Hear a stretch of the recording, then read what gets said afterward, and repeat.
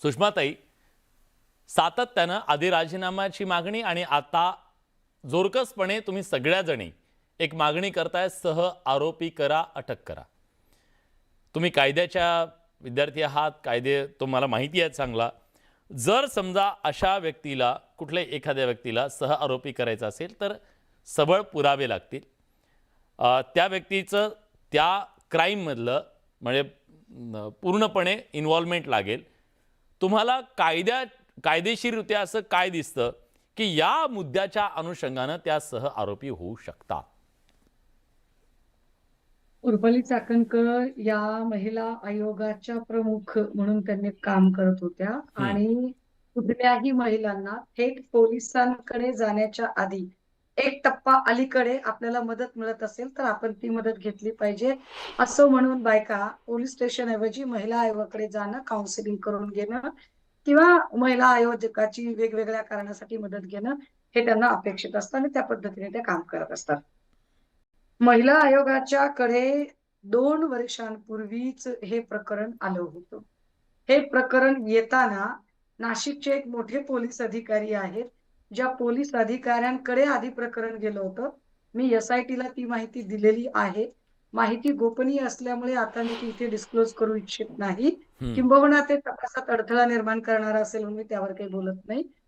या पोलीस अधिकाऱ्यांकडे ऑलरेडी प्रकरण गेलं होतं. पोलीस अधिकाऱ्यांनी FIRच घेतली नाही. हे फार गंभीर आहे.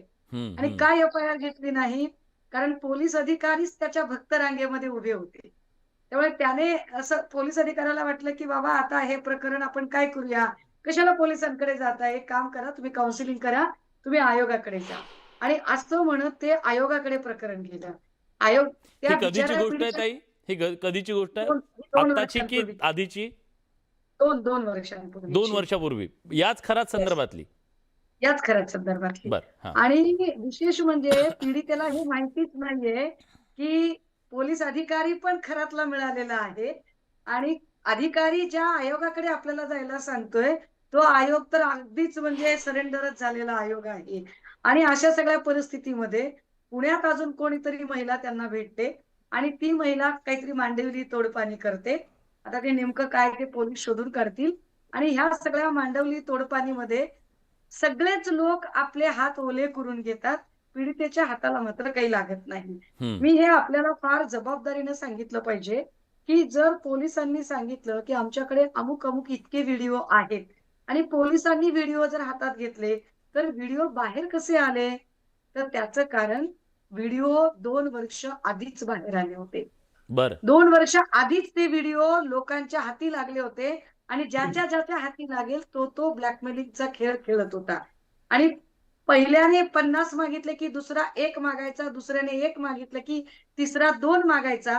हे ब्लॅकमेलिंग ज्यावेळेला नाकी नऊ आलं, त्यावेळेला हे प्रकरण उघडकीस आलेलं आहे.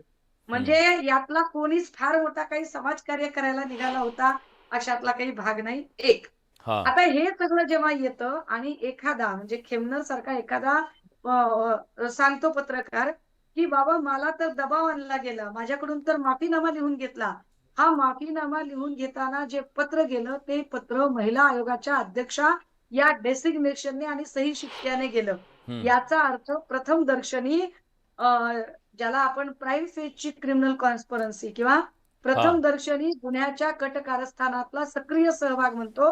तो सक्रिय सहभाग चाकणकरांचा स्पष्ट होतो. मुद्दा क्रमांक 1. मुद्दा क्रमांक 2. चाकणकरांना हे सगळं माहीत झाल्यानंतरही चाकणकरांनी पीडितेला थांबायला सांगितलं.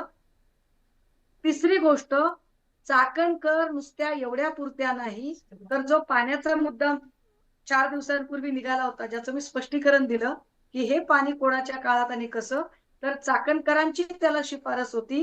चाकणकरांची फक्त यालाच शिफारस होती असं नाही. मी उद्या अजून पत्रकार परिषद घेणार आहे. हां. उद्याच्या पत्रकार परिषदेत मी अजून काही खुलासे कारण एक कागद माझ्या हातात नाहीये म्हणून मी थांबलेली आहे.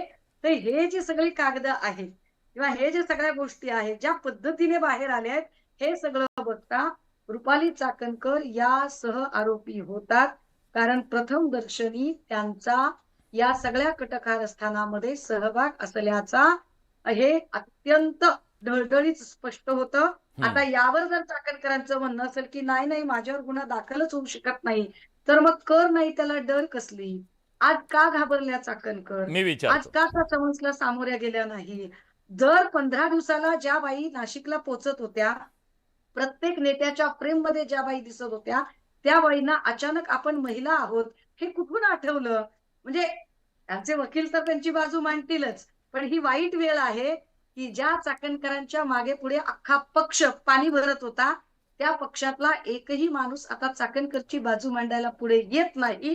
चाकणकरची बाजू मांडायला चाकणकरांना एक वकील आणावा लागतो. यातच काय ते उत्तर सामावलेलं आहे. ठीक आहे. ताई, आज सगळीकडून मागणी केली जाते, आधी राजीनामा होता आणि आता सहआरोपी करा आणि अटक करा अशा प्रकारची मागणी केली जाते रुपाली चाकणकर यांना. पण सहआरोपी करण्यासाठी आणि अटक करण्यासाठी तशा प्रकारचे पुरावे लागतील. थेट संबंध, थेट हस्तक्षेप गुन्ह्यामध्ये लागेल आणि तो सिद्ध होतोय का, सध्या तो दिसतोय का, जेणेकरून त्यांना सहआरोपी करता येईल. खरं तर सध्या असं बस यामुळे आरोपी करा असं काही दिसत नाही आहे.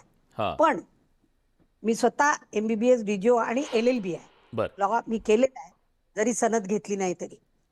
तर बऱ्याच गुन्ह्यांमध्ये सर्कमस्टान्शियल एव्हिडन्सेस असा नावाचा प्रकार असतो हा, आणि हे सर्कमस्टान्शियल एव्हिडन्सेस शोधून काढणे हे पोलीसवाल्यांचं काम असतं. जिथे SIT स्थापन झाली त्याच्यात SIT वाले लोक त्यांना बोलवतात. जिथे IR आहे, IO आहे म्हणजे इन्व्हेस्टिगेशन ऑफिसर आहे, ते बोलवतात. कधीतरी जिल्ह्याचे SP बोलवतात आणि त्यांच्याकडून चौकशी करून प्रश्न विचारून सर्कमस्टान्शियल एव्हिडन्सेस काही मिळतात का हे शोधून काढून मग त्यांना सहआरोपी करता येऊ शकतं. हा पहिला विषय. बर, दुसरा आणि सगळ्यात महत्वाचा विषय की SITच्या चौकशीसाठी त्यांना बोलावलं हम्म, आणि त्या गेल्या नाहीत. जस्ट तुम्ही डोळे मिटा, ईडीला चौकशीला शरद पवार साहेबांना बोलावलं. पवार साहेब निघाले होते. हम्म, शेवटी मुंबईचे CP तत्कालीन विश्वास नांगरे पाटील सिल्वर ओकला घरी गेले आणि म्हणे साहेब प्लीज तुम्ही येऊ नका, कारण की आलं तर प्रॉब्लेम होईल. का निघाले होते साहेब? का ते 85 वर्षाचे नाही आहेत? हम्म, का ते थकत नाहीत? का तो एवढा मोठा माणूस नाही आहे? विद्यमान खासदार होते ते हा, रोहित पवार, ईडीला गेले. जर मी चोर नाही आहे तर चौकशीला का घाबरायचं आहे? हम्म, हा इटसेल्फ मोठा पुरावा आहे असं मी मानते. बर. म्हणजे तुम्हाला असं वाटतं की चौकशीला सामोरं न जाणं हेच एक प्रकारचं टाळाटाळ करणं, हेच एक प्रकारचं संशय निर्माण करणार आहे असं तुम्हाला म्हणायचं आहे? 100% दुसरी एखादी नॉर्मल व्यक्ती असती हा, तर SITला हजर झाली नाही एका कारणासाठी पोलीसवाल्यांना आतापर्यंत उचलली असती असं माझं म्हणणं आहे. बर, ठीक आहे. मी येतो ते. आणखी काही मुद्दे आहेत, मला ते तुमच्याकडून जाणून घ्यायचे आहेत. आपल्यासोबत संगीताजी सुद्धा आहेत. संगीताताई, मला सांगा, केवळ फोटो आहेत किंवा त्यांचे म्हणूया की अनेक वर्षांपासून त्या त्यांच्या संपर्कात होत्या, केवळ एवढ्या एका आधारावरती ह्या गुन्ह्यामध्ये, इतक्या गंभीर गुन्ह्यामध्ये त्यांना सहआरोपी करता येईल का? तुम्ही जी मागणी करताय सहआरोपी करा, त्याचा आधार काय आहे?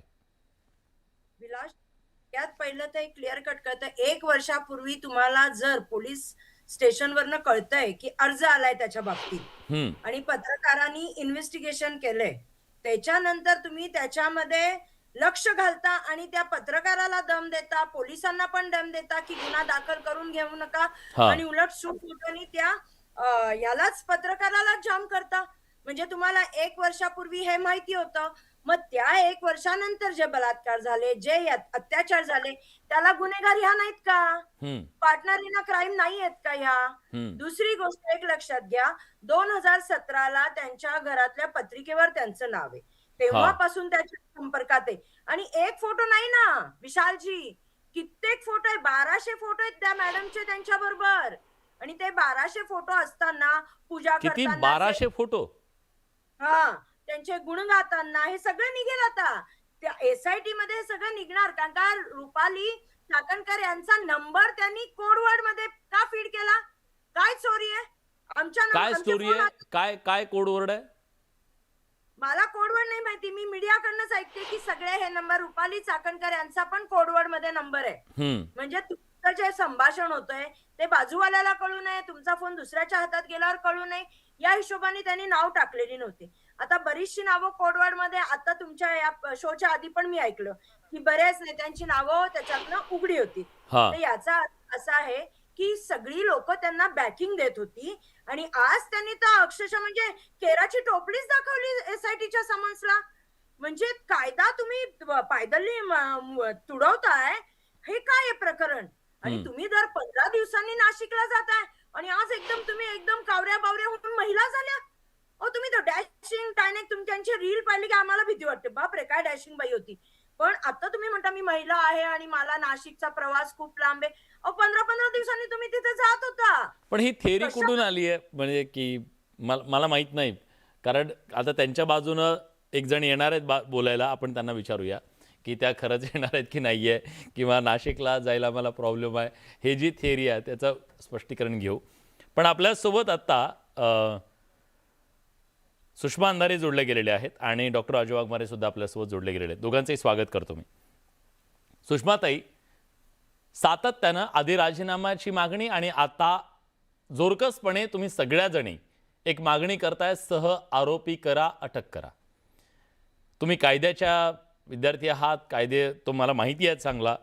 जर समजा अशा व्यक्तीला, कुठल्याही एखाद्या व्यक्तीला सह आरोपी करायचं असेल तर सबळ पुरावे लागतील. त्या व्यक्तीचं त्या क्राईममधलं म्हणजे पूर्णपणे इन्व्हॉल्वमेंट लागेल. तुम्हाला कायदेशीररित्या असं काय दिसतं की या मुद्द्याच्या अनुषंगानं त्या सह आरोपी होऊ शकतात? उर्फली चाकणकर या महिला आयोगाच्या प्रमुख म्हणून त्यांनी काम करत होत्या आणि कुठल्याही महिलांना थेट पोलिसांकडे जाण्याच्या आधी एक टप्पा अलीकडे आपल्याला मदत मिळत असेल तर आपण ती मदत घेतली पाहिजे, असं म्हणून बायका पोलीस स्टेशन ऐवजी महिला आयोगाकडे जाणं, काउन्सिलिंग करून घेणं किंवा महिला आयोजकाची वेगवेगळ्या कारणासाठी मदत घेणं हे त्यांना अपेक्षित असतं आणि त्या पद्धतीने ते काम करत असतात. महिला आयोगाच्या कडे 2 वर्षांपूर्वीच हे प्रकरण आलं होतं. हे प्रकरण येताना नाशिकचे एक मोठे पोलीस अधिकारी आहेत, ज्या पोलीस अधिकाऱ्यांकडे आधी प्रकरण गेलं होतं. मी एसआयटीला ती माहिती दिलेली आहे. माहिती गोपनीय असल्यामुळे आता मी ती इथे डिस्क्लोज करू इच्छित नाही. किंबहुना ते तपासात अडथळा निर्माण करणार असेल म्हणून मी त्यावर काही बोलत नाही. या पोलीस अधिकाऱ्यांकडे ऑलरेडी प्रकरण गेलं होतं. पोलीस अधिकाऱ्यांनी एफआयआरच घेतली नाही. हे फार गंभीर आहे. आणि काय एफआयआर घेतली नाही? कारण पोलीस अधिकारीच त्याच्या भक्त रांगेमध्ये उभे होते. त्यामुळे त्याने असं पोलीस अधिकाऱ्याला वाटलं की बाबा आता हे प्रकरण आपण काय करूया, कशाला पोलिसांकडे जाताय, एक काम करा, तुम्ही काउन्सिलिंग करा, तुम्ही आयोगाकडे जा. आणि असं म्हणत ते आयोगाकडे प्रकरण गेलं. आयोग ही त्या कधीची बिचाऱ्या गोष्ट आहे ताई? ही कधीची गोष्ट आहे? 2 आताची की वर्षांपूर्वी. आधीची? 2 वर्षांपूर्वी. 2 वर्षापूर्वी. याच खराच संदर्भातली? याच खऱ्याच संदर्भातली. बरं. आणि विशेष म्हणजे पीडितेला हे माहितीच नाहीये की पोलीस अधिकारी पण खरातला मिळालेला आहे आणि अधिकारी ज्या आयोगाकडे आपल्याला जायला सांगतोय तो आयोग तर अगदीच म्हणजे सरेंडरच झालेला आयोग आहे. आणि अशा सगळ्या परिस्थितीमध्ये पुण्यात अजून कोणीतरी महिला त्यांना भेटते आणि ती महिला काहीतरी मांडवली तोडपाणी करते. आता ते नेमकं काय ते पोलीस शोधून काढतील. आणि ह्या सगळ्या मांडवली तोडपाणीमध्ये सगळेच लोक आपले हात ओले करून घेतात. पीडितेच्या हाताला मात्र काही लागत नाही. मी हे आपल्याला फार जबाबदारीने सांगितलं पाहिजे की जर पोलिसांनी सांगितलं की आमच्याकडे अमुक अमुक इतके व्हिडिओ आहेत आणि पोलिसांनी व्हिडिओ जर हातात घेतले तर व्हिडिओ बाहेर कसे आले, तर त्याचं कारण व्हिडिओ 2 वर्ष आधीच बाहेर आले होते. बरं. 2 वर्ष आधीच ते व्हिडिओ लोकांच्या हाती लागले होते आणि ज्याच्या हाती लागेल तो ब्लॅकमेलिंगचा खेळ खेळत होता. आणि पहिल्याने 50 मागितले की दुसरा 1 मागायचा, दुसऱ्याने 1 मागितलं की तिसरा 2 मागायचा. हे ब्लॅकमेलिंग ज्या वेळेला नाकीनऊ आलं त्यावेळेला हे प्रकरण उघडकीस आलेलं आहे.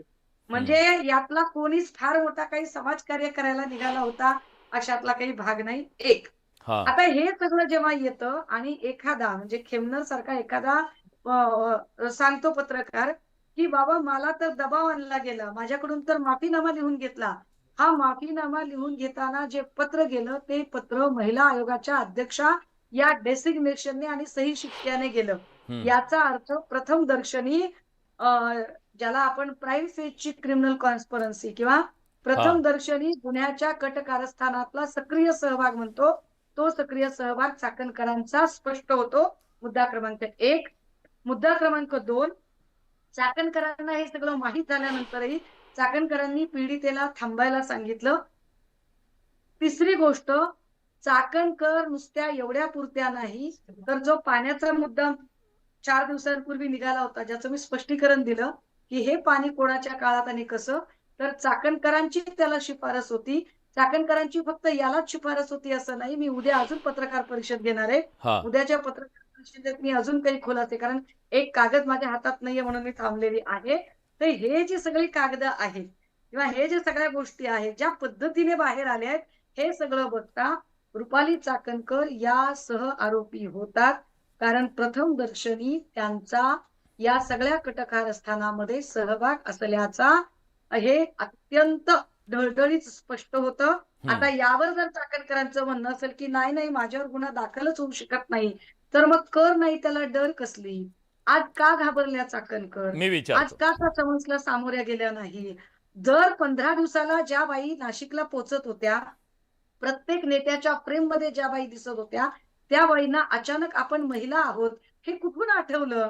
म्हणजे त्यांचे वकील तर त्यांची बाजू मांडतीलच, पण ही वाईट वेळ आहे की ज्या चाकणकरांच्या मागे पुढे अख्खा पक्ष पाणी भरत होता, त्या पक्षातला एकही माणूस आता चाकणकरची बाजू मांडायला पुढे येत नाही. चाकणकरची बाजू मांडायला चाकणकरांना एक वकील आणावा लागतो, की यातच काय ते उत्तर सामावलेलं आहे. ठीक आहे.